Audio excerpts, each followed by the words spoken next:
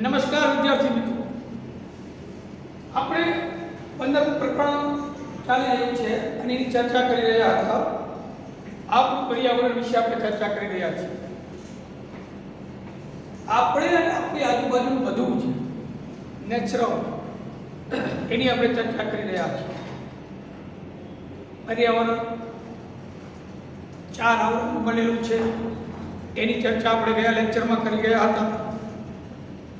વાતાવરણ, જીવાવરણ, જલાવરણ અને મૃદાવરણ, આ 4 આવરણનું આ પર્યાવરણ બનેલું છે. અને આપણે આવા પર્યાવરણમાં આપણે વસવાટ કરી રહ્યા છીએ. મેં તમને ગયા લેક્ચરમાં એક ચાર્ટ પણ બનાવી દીધો હતો. નિવસન તંત્રની પણ આપણે થોડી ચર્ચા કરી હતી. નિવસન તંત્રના જે પ્રકાર આપણા સ્થળજ અને જલજ એ 2 પ્રકાર હતા. જલજ નિવસન તંત્રમાં ખારા પાણીનું નિવસન તંત્ર અને મીઠા પાણીનું નિવસન તંત્ર, એની પણ ચર્ચા કરી ગયા હતા.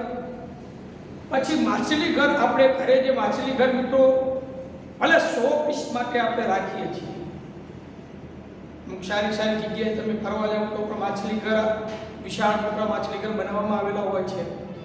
એમાં રંગીન માછલીઓ તમને જોવા મળતી હોય છે. મિત્રો, એ માછલી ઘર પણ એક કૃત્રિમ નિવસન તંત્ર છે એમ સમજી શકાય. એને સમયાંતરે સાફ સફાઈ પણ કરવી જોઈએ. માછલીઓનો ખોરાક પણ સમયાંતરે આપવો જોઈએ. આ બધી બાબતો આપણે વિચારવી જરૂરી છે. તો નિવસન તંત્રના ઘટકો આપણે છેલ્લે અહીંયા પહોંચ્યા છીએ. પ્રવૃત્તિ નંબર 15.2 આપણે પેજ નંબર 257 ઉપર એની ચર્ચા કરી ગયા હતા. પણ એની ઉપરનો જે ભાગ આપ્યો છે આપણને, વચ્ચેના જે 2 ફકરાઓ છે એ નિવસન તંત્રના ઘટકો, એની આપણે ચર્ચા કરીએ તો એ નિવસન તંત્રના ઘટકો સમજાવવું, આવો એક તમને પ્રશ્ન પૂછાય છે.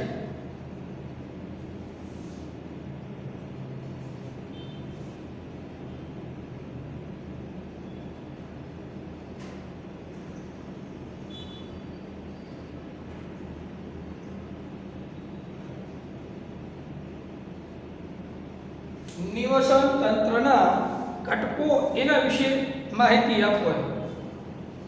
તો મિત્રો, તમે આગળના ધોરણમાં અભ્યાસ કરી ગયા છો કે જીવન નિર્વાહને આધારે સજીવોને આપણે ઉત્પાદકો, પછી ઉપભોગીઓ તેમજ વિઘટકોના જૂથ કે સમૂહમાં વહેંચી શકીએ. બરાબર? તો આપણે એવી રીતેનું વર્ગીકરણ કરી શકીએ છીએ.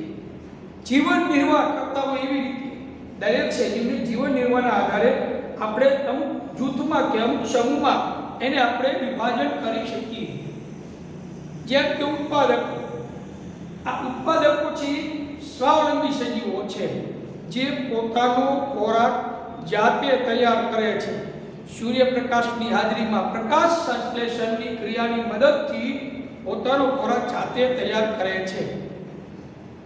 આ મિત્રો, પ્રકાશ સંશ્લેષણ માટે 4 બાબત આવશ્યક હોય છે. 4 બાબત કઈ?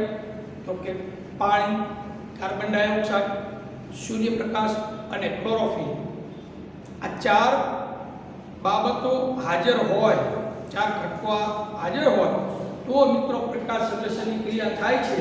અને ઉત્પાદકો એટલે લીલી વનસ્પતિઓ. આ લીલી વનસ્પતિ છે એ લીલી વનસ્પતિ સૂર્યપ્રકાશની હાજરીમાં પ્રકાશ સંશ્લેષણની ક્રિયાની મદદથી પોતાનો ખોરાક તૈયાર કરી બીજા સજીવો માટે પણ ખોરાક તૈયાર કરે છે. પોતાના માટે તો તૈયાર કરે જ છે, મતલબ પોતાના જીવન નિર્વાહ માટે બીજા ઉપર આધાર રાખવો પડતો નથી. એટલે આ જે છે મિત્રો, એ સ્વાવલંબી સજીવ તરીકે લીલી વનસ્પતિ એ ઉત્પાદકો છે. હવે તૃણહારી પ્રાણીઓ કે શાકાહારી પ્રાણીઓ જે છે કે માંસાહારી પ્રાણીઓ છે, વનસ્પતિ ઉપર કે બીજા પ્રાણીઓ ઉપર બીજા ઉપર આધાર રાખતા હોય. એટલે વનસ્પતિ ઉપર આધાર રાખનાર છે શાકાહારી પ્રાણી છે, શાકાહારી ઉપર આધાર રાખનારા પ્રાણીઓ છે માંસાહારીઓ છે, એ બધા ઉપભોગીઓ છે. અને છેલ્લે આ બધા જ સજીવો જ્યારે મૃત્યુ પામી ત્યારે એને સૂક્ષ્મ ઘટકોમાં વિભાજન કરતા જે સજીવો છે એ વિઘટકો એવા જૂથમાં આપણે વહેંચી શકીએ. તો મિત્રો અહીંયા નિવસન તંત્રના મુખ્ય બે ઘટકો ધરાવે છે. નિવસન તંત્ર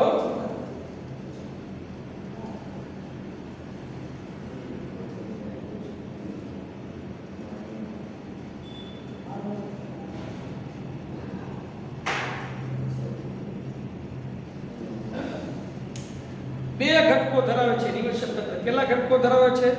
બે.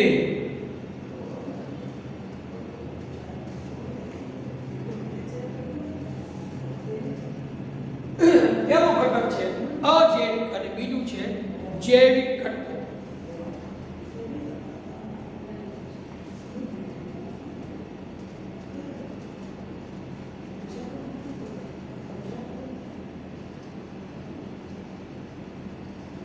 અજૈવિક ઘટકો અને જૈવિક ઘટકો. તો મિત્રો હું તમને જ્યારે એની પીડીએફ ફેરબુક પર લખવા માટેના પ્રશ્નની આપીશ તો તમારે એમાંથી લખવાના છે. એ વખતે ચાર્ટ ને બધું મેં પોતે જ બનાવેલી ફેરબુક છે એક સરસ, એના તમને હું પીડીએફ બનાવી મોકલાવવાનો છું. અજૈવિક ઘટકો જે છે મિત્રો એ પ્રથમ ઘટક છે, બીજો જૈવિક ઘટકો છે. પહેલા આપણે અજૈવિક ઘટકોની ચર્ચા કરીએ. નિવસન તંત્રના બધા જ નિર્જીવ ઘટકો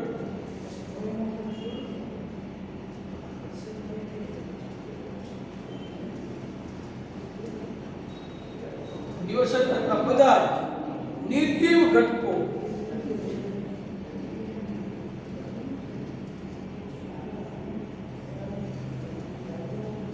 બધા નિર્જીવ ઘટકો જે છે અજૈવિક ઘટકોમાં સમાવિષ્ટ છે.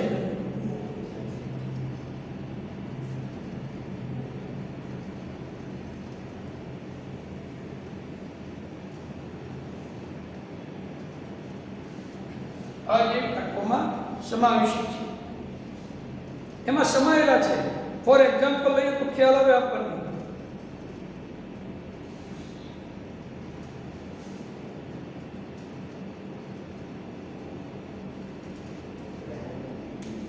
ભૌતિક ઘટકો અજૈવિક ઘટકોમાં ભૌતિક ઘટકો કયા છે? ભૌતિક અજૈવિક ઘટકો તરીકે ઉદાહરણ આપવા હોય તો ગયા લેક્ચરમાં આપણે વાત તો કરી જ છે. તાપમાન, વરસાદ,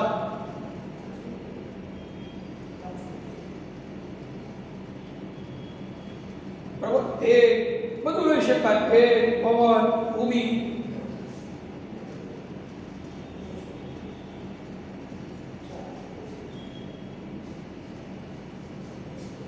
પ્રકાશ, ખનિજ દ્રવ્યો,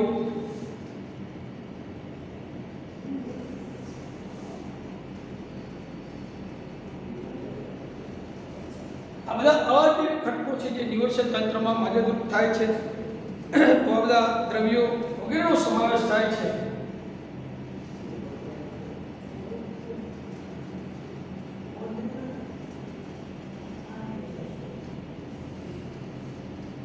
આ અજૈવિક ઘટકો થયા. નિવસન તંત્રના મુખ્ય બે ઘટક છે. પહેલો ઘટક છે અજૈવિક ઘટક. કયા?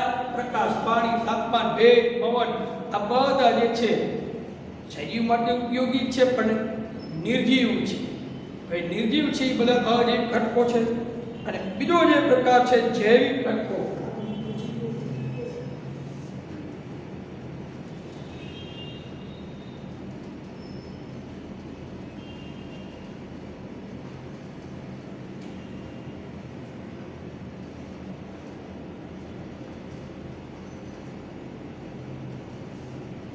જૈવિક ઘટકો આમ તો સામાન્ય ખબર પડી જાય જેમાં જીવ છે, જે સજીવ છે એ બધા જૈવિક ઘટકો કહેવાય. તો નિવસન તંત્રના બધા જ સજીવો, નિવસન તંત્રના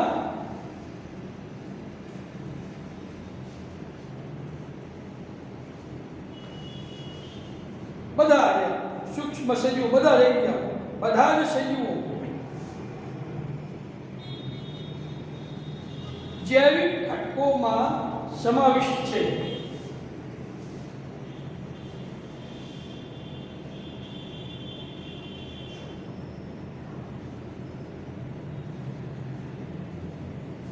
બધા સજીવો જૈવિક ઘટકોમાં સમાવિષ્ટ છે.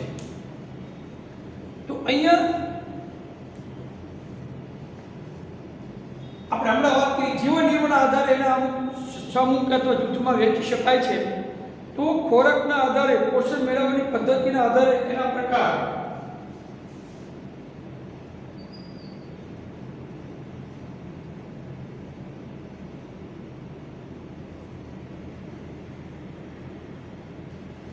પોષણ પદ્ધતિ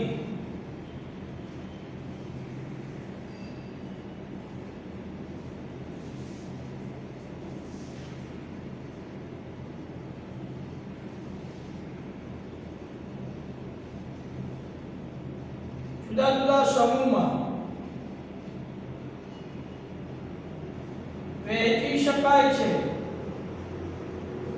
ખોરાક મેળવવાની કે પોષણ પદ્ધતિના આધારે આ બધા જ સજીવોને જુદા જુદા સમૂહમાં વહેંચી શકાય તો સૌપ્રથમ આપણે પહેલું ઉત્પાદકો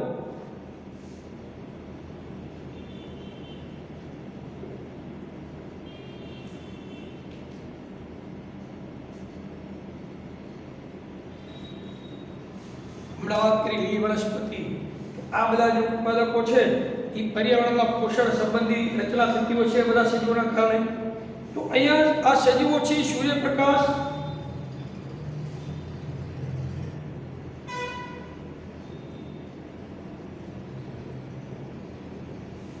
પ્રકાશ સંશ્લેષણની ક્રિયા દ્વારા સૂર્યપ્રકાશ બીજું મેં કીધું ક્લોરોફિલ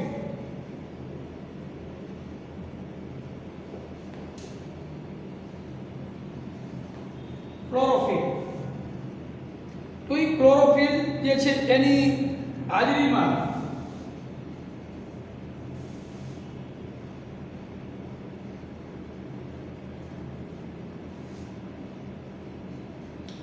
અકાર્બનિક પદાર્થમાંથી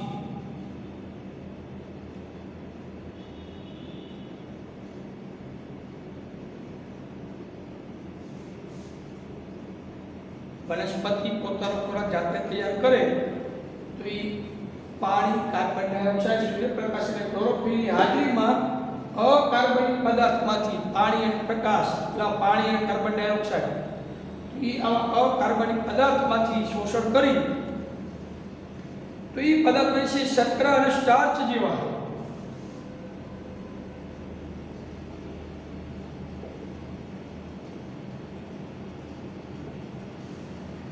માલ્ટોઝ કેવા શર્કરા સ્ટાર્ચ જેવા કાર્બનિક સંયોજનોનું નિર્માણ કરે છે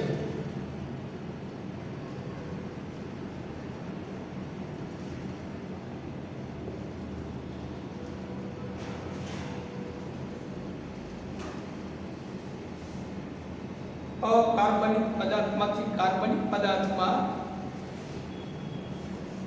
એટલે એવા સંયોજનોમાં શર્કરા અને સ્ટાર્ચમાં નિર્માણ કર્યા એ વનસ્પતિ એ કાર્બનિક સંયોજનનું નિર્માણ કરે છે જેમ કે પ્રકાશ સંશ્લેષણની ક્રિયા કરતી હોય તમામ વનસ્પતિ આમ બેક્ટેરિયા પણ છે એક્ઝામ્પલ લેવું હોય આપણે એક્ઝામ્પલ તરીકે તો કેટલાક બેક્ટેરિયા વિવિધ પ્રકારની લીલ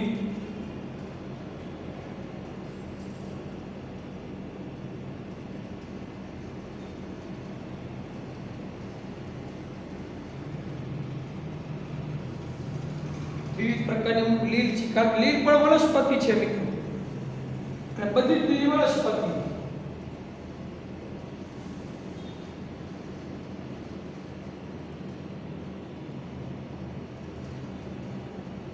આ બધા સ્વાવલંબી સજીવો છે બધી જ લીલી વનસ્પતિ એ સૂર્યપ્રકાશની હાજરીમાં પ્રકાશ સંશ્લેષણની ક્રિયા દ્વારા પોતાનો ખોરાક તૈયાર કરે છે મતલબ કે અકાર્બનિક પદાર્થમાંથી કાર્બનિક પદાર્થનું નિર્માણ કરે છે કાર્બનિક પદાર્થો સ્ટાર્ચ જેવા શર્કરા જેવા પદાર્થોમાં એ રૂપાંતરિત કરે છે કોણ લીલી વનસ્પતિ તો અહીંયા આ પહેલો પ્રકાર છે ઉત્પાદકો હવે બીજો જે છે ઉપભોગીઓ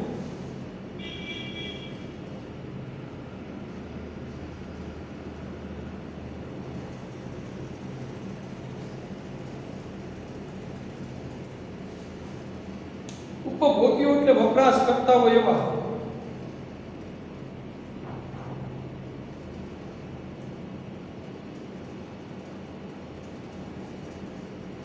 જે સજીવો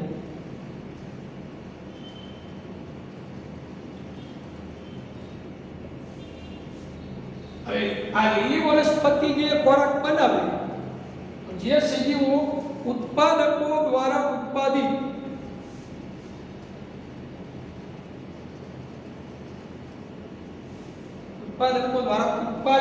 જે ખોરાક છે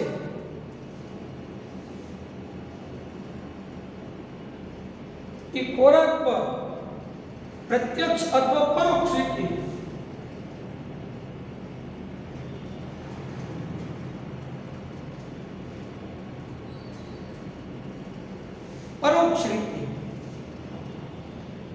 આધારિત હોય તેમની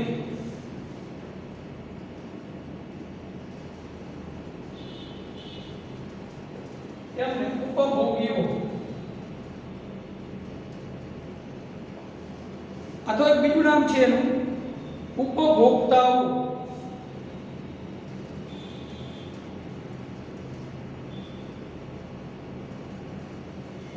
કહે છે. તો આ ઉપભોગીઓને પણ મિત્રો ત્રણ પ્રકારમાં વહેંચી શકીએ છીએ. એનો ચાર નાનીઓ બનાવી શકીએ.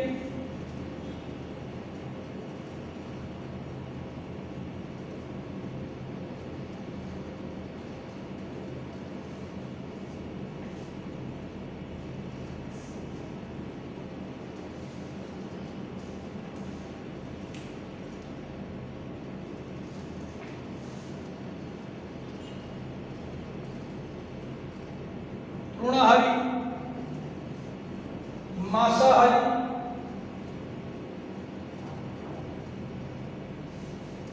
માંસાહારી, અને મિશ્રાહારી અથવા સર્વાહારી.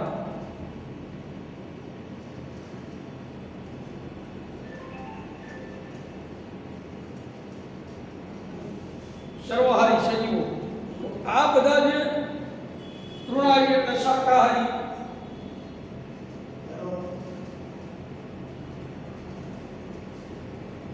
ત્રણ પ્રકારના ઉપભોગીઓ છે.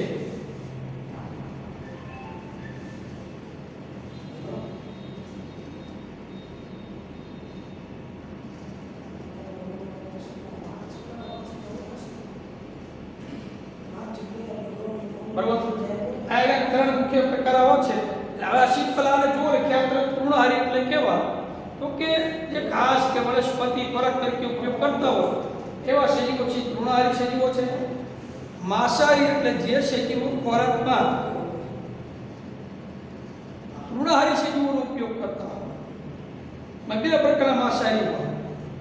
બરાબર, એક એવા માંસાહારી સજીવો દ્વિતીય કક્ષાના, એક તૃતીય કક્ષાના માંસાહારી. દ્વિતીય કક્ષાના માંસાહારી એવા માંસાહારી છે જે શાકાહારીને જ ખાય, અને તૃતીય કક્ષાના માંસાહારી છે એ માંસાહારીને જ ખાય, શાક બી ખાઈએ તેવા. બરાબર, તો આ ત્રણ પ્રકાર છે. એના પેટા પ્રકાર પર જોતા જશું એટલે ખ્યાલ આવશે આપણને. હવે તમે જો તૃણાહારી સજીવોમાં કોણ આવશે?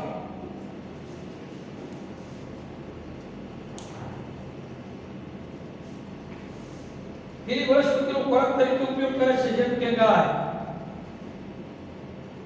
ભેંસ, બકરી. આ બધા તૃણાહારી સજીવો છે.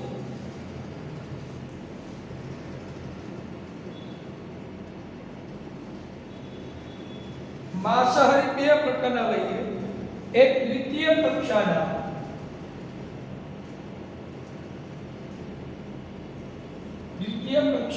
માંસાહારી,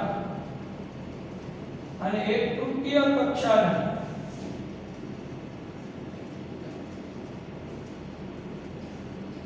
માંસાહારી. દ્વિતીય કક્ષાના માંસાહારી જે છે આ તૃણાહારી પ્રાણીનું ભક્ષણ કરે.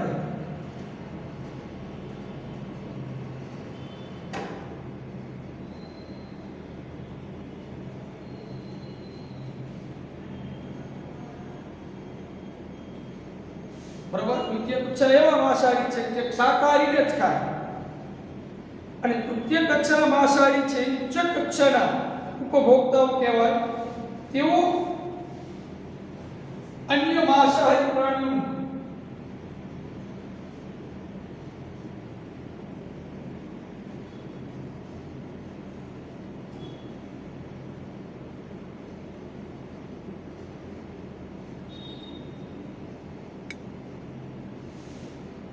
માંસાહારી પ્રાણીઓ ભક્ષણ કરે છે.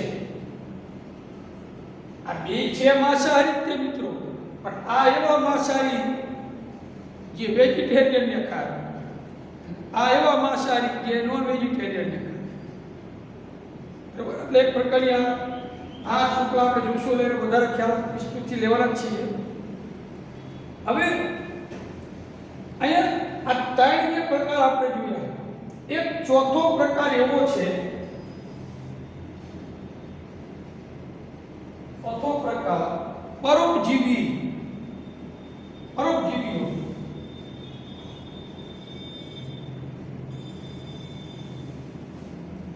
આ મુખ્ય ત્રણ પ્રકાર તો છે. ચોથો એક પ્રકાર એવો છે પરોપજીવીઓ. અહીંયા પરોપજીવીઓ કોણ કહેવાય? પરોપજીવીઓ એટલે કેવા છે? તો અહીંયા એક સજીવ બીજા સજીવ ઉપર આધાર રાખીને પોષણ મેળવતા સજીવ, જેમ કે અમરવેલ, પ્લાઝ્મોડિયમ,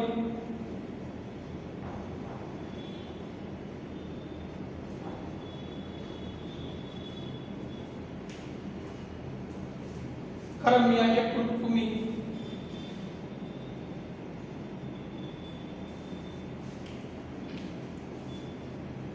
હવે પરોપજીવીતા બે પ્રકારના હોય. એમાંથી અંત પરોપજીવી અને બાહ્ય પરોપજીવી. તો આ ઉપભોગ્યો છે એમાં ચાપ છે. બરોબર? જોતા જઈએ ઉપભોગીઓનો ચાપ છે. ઉત્પાદકો અને ઉપભોગીઓ ખાનારા. પહેલો પ્રકાર ઉપભોગી તો કે શાકાહારી પ્રાણી. શાકાહારી પ્રાણીઓ એટલે આપણને ખ્યાલ જ છે, જે સજીવો વનસ્પતિનો ખોરાક તરીકે ઉપયોગ કરતા હોય તેવા સજીવો, જેમાં ગાય, ભેંસ, બકરી, આ બધા એવા છે પ્યોર શાકાહારી, પ્યોર વેજીટેરિયન. આપણે ગાય ભેંસ પાલતુ પ્રાણીઓ છે, ઘરે રાખતા હોઈએ છીએ, દૂધને આપણે એમનાથી આપણે મેળવીએ છીએ. શાકાહારી પ્રાણી છે જે પોતાના ખોરાકમાં શેનો ઉપયોગ કરે છે? વનસ્પતિ અથવા ઘાસનો ઉપયોગ કરે છે. એટલે તૃણાહારી પ્રાણી. બીજો પ્રકાર છે માંસાહારીઓ. માંસાહારી બે પ્રકારના છે, દ્વિતીય કક્ષાના અને તૃતીય કક્ષાના. તો તમને પ્રશ્ન એવો થાય કે પ્રથમ કક્ષાના ઉપભોગી કેવા? આ પ્રથમ કક્ષાના ઉપભોગી ગણાય. આપણને પ્રશ્ન એ થાય કે આ માંસાહારીમાં બે પ્રકાર છે, દ્વિતીય કક્ષાના અને તૃતીય કક્ષાના. તો એ પ્રથમ કક્ષાના સજીવો કયા? તો આ શાકાહારી જે છે એ પ્રથમ કક્ષાના સજીવો છે. તૃણાહારી જે સજીવો છે એ પ્રથમ કક્ષાના સજીવ. બરાબર? તો શાકાહારી પ્રાણીઓ છે પ્રથમ કક્ષાના સજીવો થયા. હવે માંસાહારી માં બે પ્રકારના સજીવ, દ્વિતીય કક્ષાના અને તૃતીય કક્ષાના.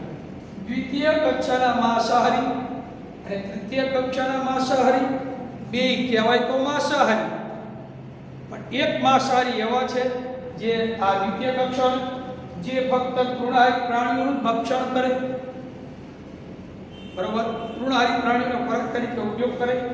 તૃતીય કક્ષાના માંસાહારી છે તો કે અન્ય માંસાહારી પ્રાણીઓનું ભક્ષણ કરે. એટલે આ જે દ્વિતીય કક્ષાના છે એ શાકાહારીને ખાય, આ જે છે ઉચ્ચ કક્ષાના માંસાહારી કહેવાય, સિંહ, વાઘ જે અન્ય માંસાહારીઓને ખાય. બીજો પ્રકાર છે મિશ્રાહારી, એનું બીજું નામ છે સર્વહારી. સર્વહારી કોને કહેવાય? તો એ વનસ્પતિ અને પ્રાણી બંનેનો ઉપયોગ કરે ખોરાક તરીકે.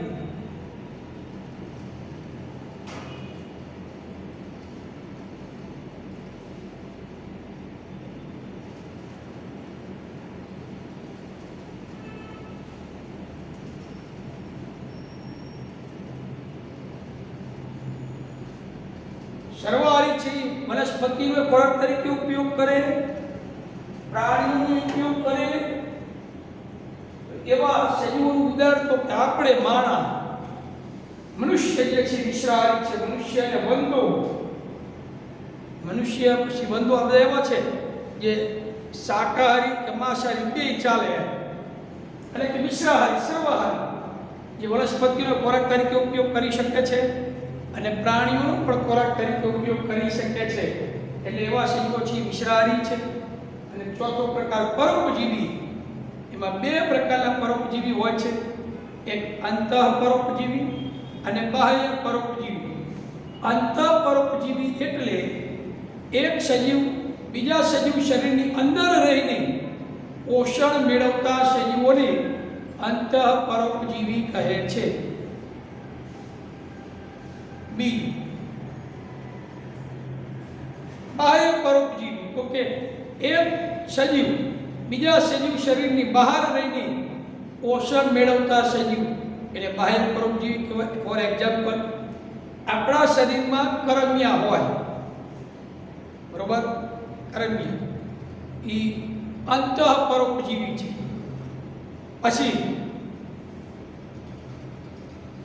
બગાય, તમે બગાય જોઈ હશે, ગાયું ભેંસું પર બગાય હોય ને, એ બાહ્ય પરોપજીવી છે. ઈતરણી, ઈતરણી જે છે એ ગાયું, ભેહું, બળદ એમના ઉપરથી આમ ચોંટેલી કૂતરાને તમે જો ખાને વાળા ઝીંગા ચોંટ્યા હોય, એ બાહ્ય પરોપજીવી સજીવો છે. એક સજીવ પર આધાર રાખીને પોષણ મેળવે, પણ શરીરની બહાર હોય છે એટલે બાહ્ય પરોપજીવી, અને કરમિયા શરીરની અંદર હોય એટલે અંતઃપરોપજીવી છે.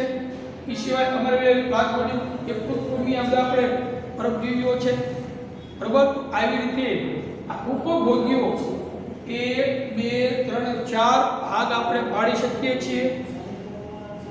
હવે અહીંયા આપણે વાત કરી આ જૈવિક ઘટકો જે છે. જૈવિક ઘટકોનો પહેલો ભાગ ઉત્પાદકો, બીજો ભાગ ઉપભોગી, અને ત્રીજો ભાગ જે છે એ વિઘટકો છે.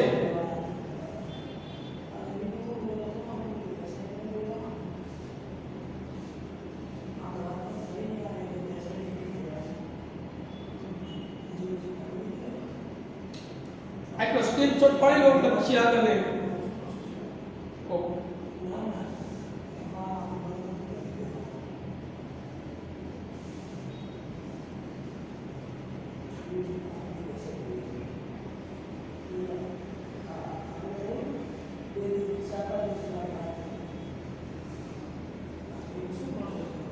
જૈવિક ઘટકોના પહેલો, બીજો અને ત્રીજો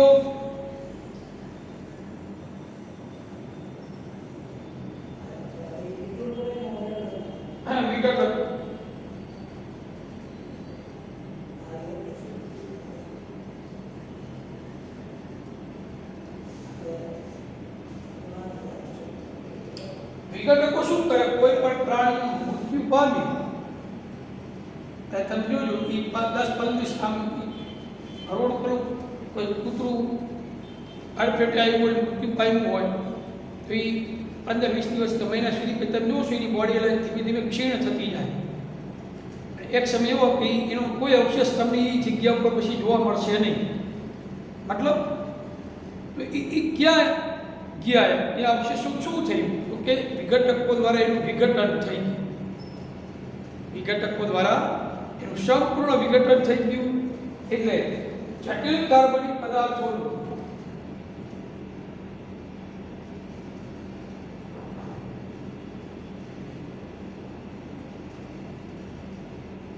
જટિલ કાર્બનિક પદાર્થો સરળ આપણું શરીર કાર્બનિક પદાર્થ કહેવાય. કૂતરા બિલાડા બધાના પોળે કક્ષા કાર્બનિક છે. સરળ અકાર્બનિક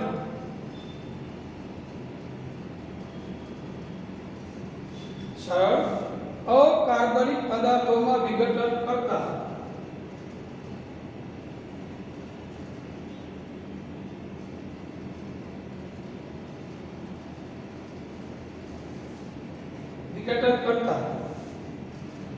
સજીવોને વિઘટકો કહેવાય.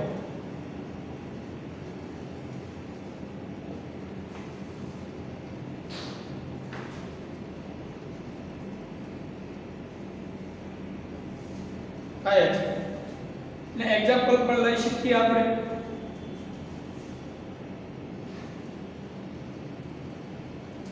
એક્ઝામ્પલ તરીકે કેટલાક જીવાણુ અને ફૂગ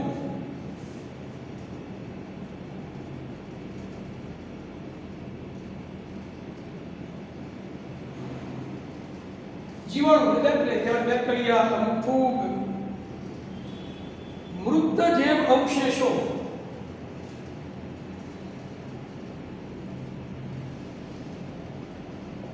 જે સજીવો મૃતપાયમાં છે એવા મૃત જૈવ સજીવના મૃતદેહ એના અવશેષો અને સજીવોના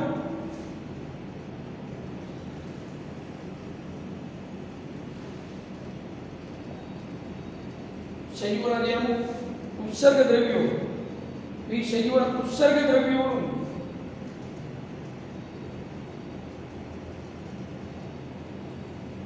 એનું વિઘટન કરે. એ ઉત્સર્ગ દ્રવ્યોનું વિઘટન એટલે કે અપમાર્જન કરે છે.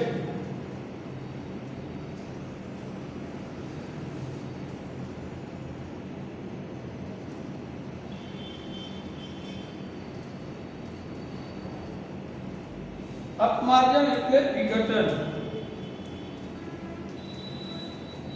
તો આ તીનો જે અજૈવિક ઘટકો, આ અજૈવિક ઘટકોના ત્રણ ભાગ: ઉત્પાદકો, ઉપભોગ્યો અને વિઘટકો. આપણે હમણાં ચર્ચા કરી હતી શરૂઆતમાં, એની વિસ્તૃત માહિતી છે. તો વિઘટકોનું નામ જ વિઘટકોનું નામ જ વિઘટકો, અને વિઘટન કરી નાખીએ વિઘટક. પણ વિઘટન મુક્ત થાય, સજીવો મુક્ત જેવો અવશેષ બને. એટલે જટિલ જે કાર્બનિક પદાર્થોનું આપણું શરીર છે જટિલ કાર્બનિક પદાર્થ ગણાય. એ જ્યારે મુક્ત અવસ્થામાં આવે ત્યારે સરળ અકાર્બનિક પદાર્થમાં વિઘટન કરી નાખે, સૂક્ષ્મ કણોમાં વિભાજન થાય, પછી તમની માટીમાં જ મળી જાય છે. પછી એના અવશેષ આપણને ક્યાંય જોવા મળતા નથી. આ વિઘટન કરતા જે સજીવો હોય એ સજીવોને વિઘટકો કહે છે. કેટલાક જીવાણુ અને ફૂગ, કેટલાક જીવાણુ બેક્ટેરિયા એ શું કરે છે? મૃત જૈવ અવશેષો અને સજીવોના ઉત્સર્ગ દ્રવ્યોનું વિઘટન કરી એટલે કે એનું અપમાર્જન કરે છે. એટલે સૂક્ષ્મ કણમાં વિભાજન કરવાની ઘટના કરે છે. આ વિઘટકો દ્વારા આવી રીતે વિઘટન થાય છે. તો આપણે નિવસન તંત્રના જે ઘટકોની ચર્ચા આપણે કરી રહ્યા છીએ, એ નિવસન તંત્રના ઘટકો મુખ્ય બે ઘટકો છે: અજૈવિક ઘટકો અને જૈવિક ઘટકો. અજૈવિક ઘટકો એટલે જે નિર્જીવ છે એ તમામ ઘટકો અજૈવિક ઘટકોમાં આવે છે. અને જૈવિક ઘટકો છે નિવસન તંત્રના બધા સજીવો જૈવિક ઘટકોમાં સમાવિષ્ટ થાય છે. જૈવિક ઘટકોને ખોરાકની દ્રષ્ટિએ અમુક ભાગ પાડેલા છે. આધારે જુદા જુદા સમૂહમાં વહેંચી શકીએ. તો ઉત્પાદકો, લીલી વનસ્પતિ છે પોતાનો ખોરાક જાતે તૈયાર કરે છે પ્રકાશ સંશ્લેષણની ક્રિયા દ્વારા. એટલે એને આપણે ઉત્પાદકો પહેલા સમૂહમાં ગોઠવણી કરી છે. બે સજીવો માટેનો પણ ખોરાક તૈયાર કરે છે. બીજો જે સમૂહ છે ઉપભોગ્યો છે. ઉપભોગ્યો છે ચાર પ્રકારના છે: શાકાહારી, માંસાહારી, મિશ્રાહારી અને પરોપજીવીઓ.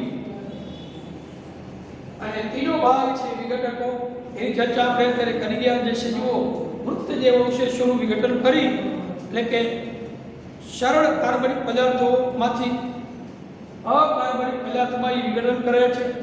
આવી રીતે મિત્રો આ નિવસન તંત્રના ઘટકો છે એનો આખો ચાર્ટ ને વ્યૂ અહીંયા આપેલું છે, એનો સ્ક્રીનશોટ તમે પાડી શકો છો.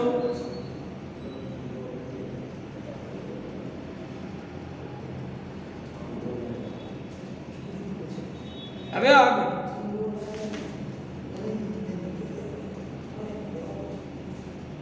થઈ ગયું. ઓકે,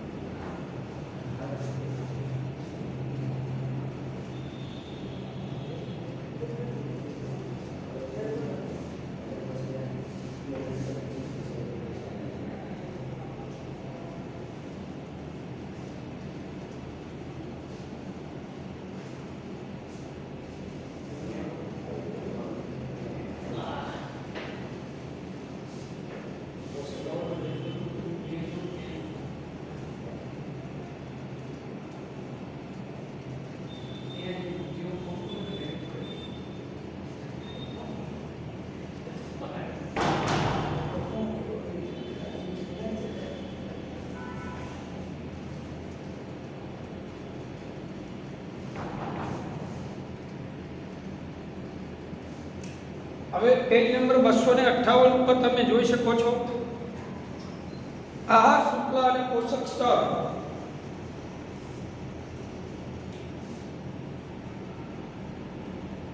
બાજુમાં આકૃતિ આપેલી છે.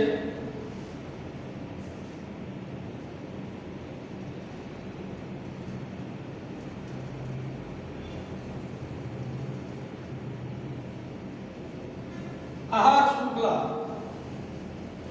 તેમજ આહાર ઝાડ.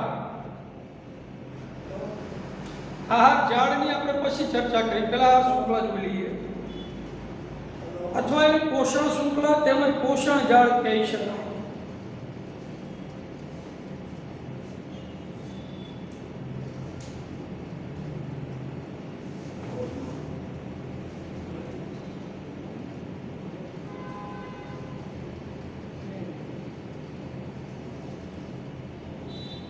પોષણ શૃંખલા, આ શૃંખલા એટલે એક પ્રકારની આહારમાળા શ્રેણી.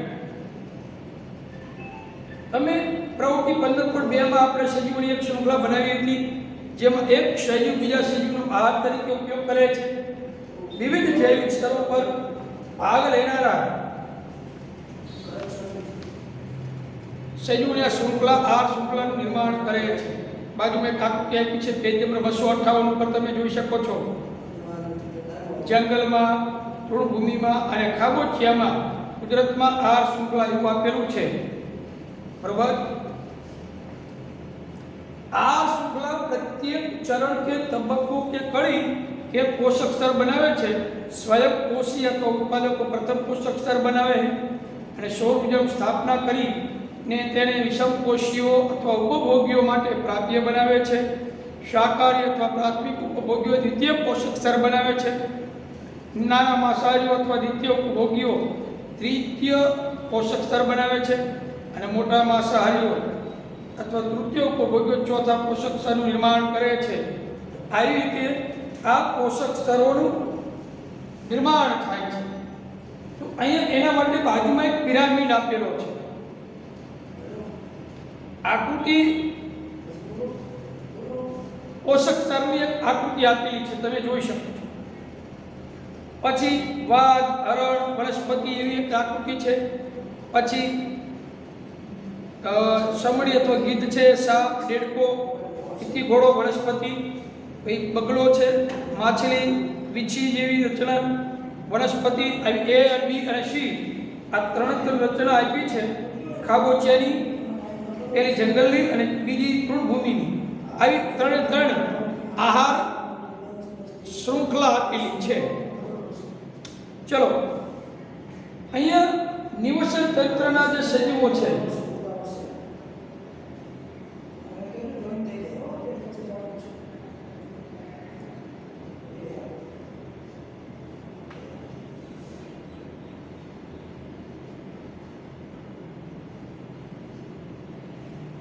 નિવસન તંત્રના સજીવો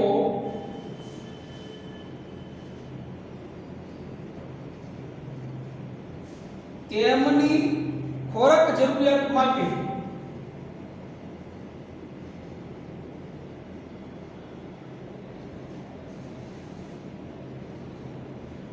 હવે આપણી એક કહેવત છે, હર બડી મछली छोटी मछली को खा जाती है। તો એ દરેક મોટા પ્રાણીને નાના પ્રાણી એનો શિકાર બનાવે છે। એટલે કોક બધી સંખ્યા ન વધે તો તમને ઉંદર ને બધું બનાવ્યું હોય, ઉંદરની સંખ્યા ન વધે તો તમને બધું બિલાડી બનાવી છે, બિલાડીની સંખ્યા ન વધે એટલે કૂતરા બનાવ્યા છે। તો એકબીજા ઉપર આ સજીવોનો આધાર છે। તમે કલ્પના કરો, એક જ પોષક સ્તરને આપણે હટાવી લઈએ ને તો એક સજીવ પર જ્યારે બીજા સજીવનો અંકુશ જોડો હટી જાય તો એની વસ્તી સતત વધતી જાય, એનો નાશ તો થવો જ જોઈએ કોઈ પણ કારણે। આ બધા સજીવ ઉપર મનુષ્યનો પ્રતિભાવ પીડ્યો હોય, પ્રભાવ છે, અંકુશ છે, પણ માણસ ઉપર કોઈનો અંકુશ નથી। આ સૌથી વધારે વસ્તી મારેલી છે અત્યારે। મનુષ્યનું મૃત્યુ નક્કી નથી, એટલે કે કોરોના જેવા વાયરસ બધું આવી શકે છે। બીજા બધા સજીવ ઉપર માણસનો તમને અંકુશ છે, માણસ ઉપર કોઈનો અંકુશ નથી। અત્યારે વર્લ્ડમાં મિત્રો લગભગ 850-900 કરોડની વસ્તી હશે, એટલી વસ્તી છે। તો ભારત અને ચીન આ બે દેશની મિત્રો 250 કરોડ ઉપર વસ્તી છે। ખાલી બે દેશની ભારત અને ચીનની 250 કરોડ ઉપર વસ્તી છે। બાકીની બધી તમે મેકી લીધી। અમેરિકાની 39 કરોડની વસ્તી છે। આ મિત્રો વસ્તી નિરંકુશ છે, એટલે કોઈ સજીવનો આપણી ઉપર અંકુશ નથી। હમણાં ડાયનાસોર વખતે તો આપણી ઉપર અંકુશ રહેતે, એટલે ટૂંકમાં પોષણ કરીને આવેલા સોપાન છે। તો ખોરાક જરૂરિયાત પડે પરસ્પર એકબીજા પર આધાર રાખે છે।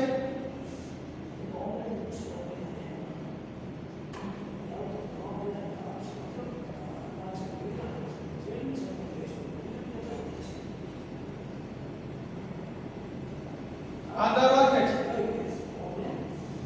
કૃત્રિમ રીતે તમે જોવા જાઓ,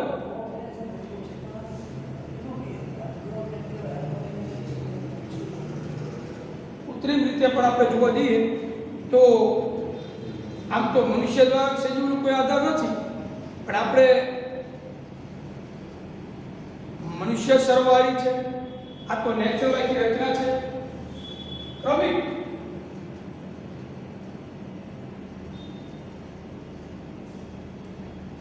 સ્ટેપ બાય સ્ટેપ જો જોવા જઈએ તો ક્રમિક રીતે એકબીજા પર ખોરાક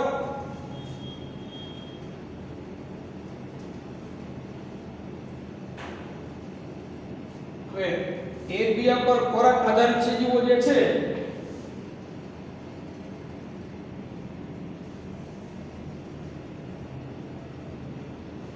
એકબીજા પર ખોરાક આધારિત સજીવો એ આહાર શૃંખલાની રચના કરે છે।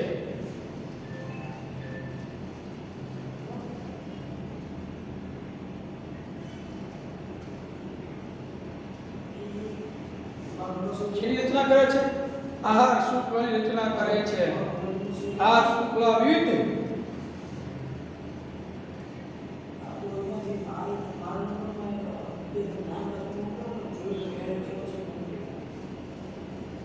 જુદા જુદા જૈવિક સ્તરો પર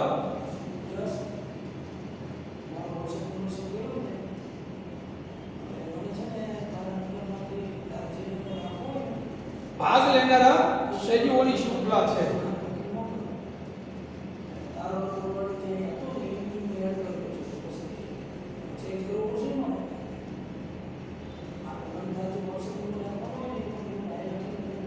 શૃંખલા છે। આ શૃંખલા સામાન્ય 3 અથવા 4 ચરણની હોય છે।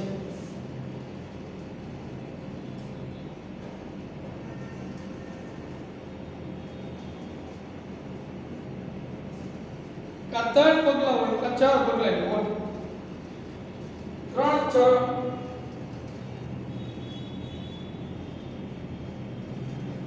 ક્યારેક કેવું હોય કે 4 ચરણની પણ.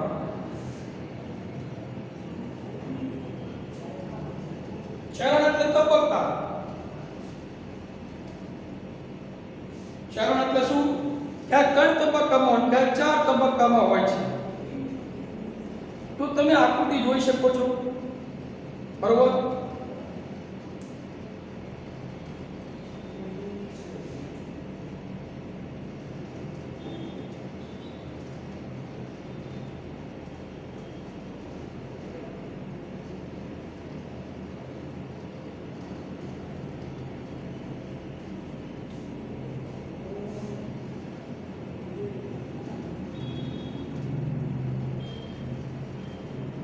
આવી એક આપી છે.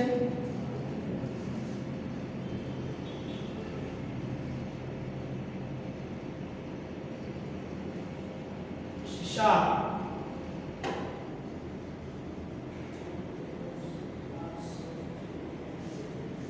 દેડકો,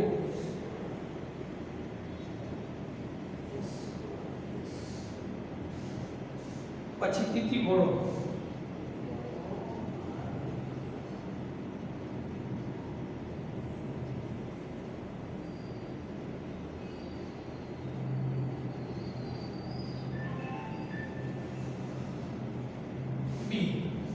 અને ત્રીજી એક રચના આપી છે બગલો.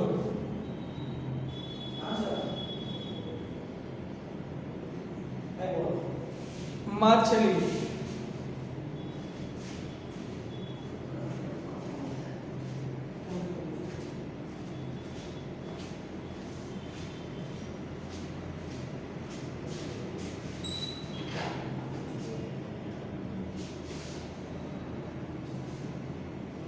વનસ્પતિ.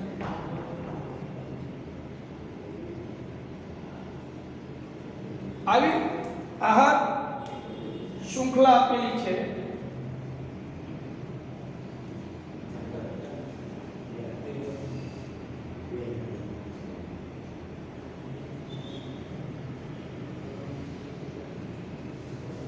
પહેલું તમે જોઈશું તૃતીય ઉપભોગ.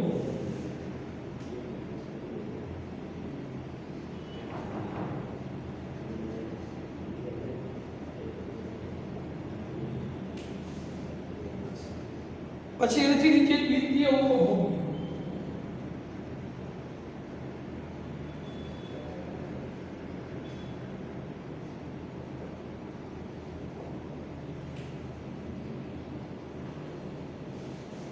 એનીથી નીચે છે પ્રાથમિક ઉપભોગ.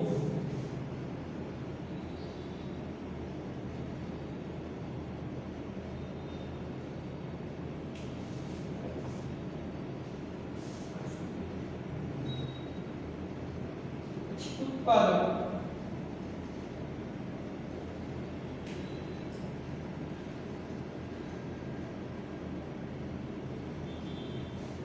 આવી રીતે આપણને પોષક સ્તરો આપેલા છે.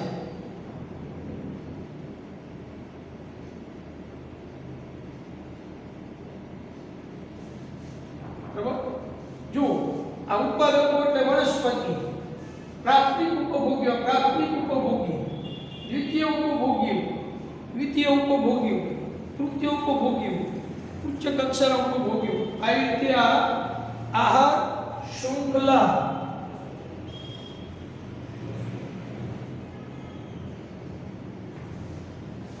આપી છે. એમાં એ આપી છે આપણે જંગલમાં, આ જંગલ. બી જે આપી છે તૃણભૂમિ એટલે ઘાસની ભૂમિ. ઘાસની ભૂમિમાં આવી શૃંખલાઓ. અને ત્રીજી આપી છે તળાવમાં તો ખાબોચિયામાં. આવી રીતે આ રચના હોય છે. તો આ શૃંખલામાં દરેક તબક્કો કે કણી પોષક સ્તરની રચના કરે છે. એટલે ઉત્પાદકો જે છે મિત્રો અહીંયા આ જે છે કેવા છે એ પ્રથમ પોષક સ્તરે છે. તેઓ પ્રકાશ સંશ્લેષણની ક્રિયા દ્વારા શું કરે છે?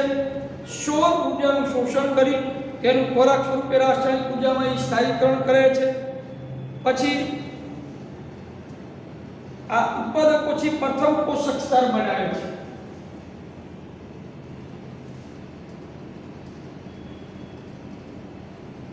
પ્રથમ પોષક સ્તર આ દ્વિતીય પોષક સ્તર આ તૃતીય પોષક સ્તર આ ચતુર્થ પોષક સ્તર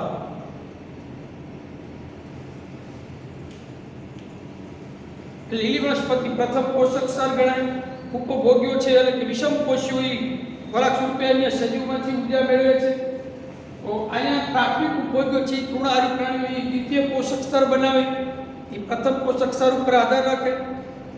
એનાથી આગળ આવે એટલે તૃણાહારી અથવા પ્રાથમિક ઉપભોગ્ય દ્વિતીય પોષક સ્તર, નાના માંસાહારી અથવા દ્વિતીય ઉપભોગ્ય તૃતીય પોષક સ્તર બનાવે, અને મોટા માંસાહારીઓ અથવા તૃતીય ઉપભોગ્યો છે એ ચતુર્થ પોષક સ્તરનું નિર્માણ કરે છે.